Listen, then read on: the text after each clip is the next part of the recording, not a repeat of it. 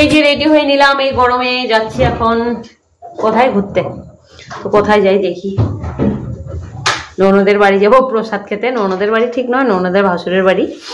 তো যাই প্রসাদ খেয়ে আসি, গরমও লাগছে খুব। যে অনেকক্ষণ আগেই যেতাম, বাবু আসলো মাত্র, এখন 7টাই বাজে। সেই দুপুরে যাওয়ার কথা, এখন বাজে গিয়ে 7টা। তো বাবু রেডি তুই? না ঠিক আছে, তাড়াতাড়ি কর। তো দেখতে দেখতে চলে আসলাম ননদের ভাসুরের বাড়ি। তো যে ভালোবাসে তাকে একটু ভালোবাসতেই হয়, আর যে ভালোবাসে না, দেখে ভালোবাসার কোনো মানেই নেই।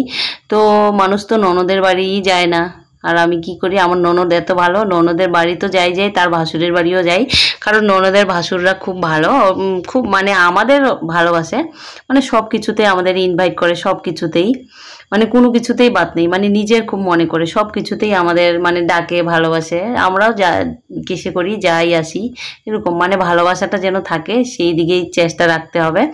তো এই যে দেখতে দেখতে চলে আসলাম, আর ওদের পুজো হয়েছে, তো প্রসাদ খাওয়া।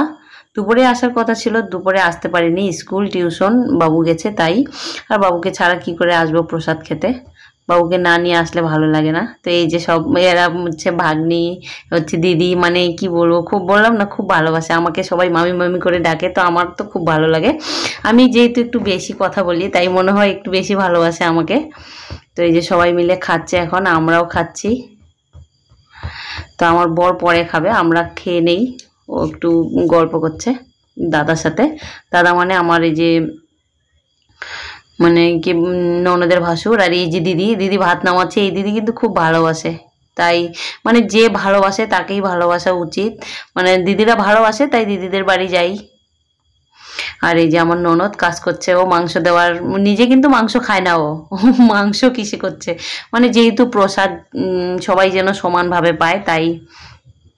আর দেখেছেন কত লগ হয়েছে রাত্রে, কিন্তু এখন প্রায় কয়টা, 8:30 মনে হয় বাজে এখন।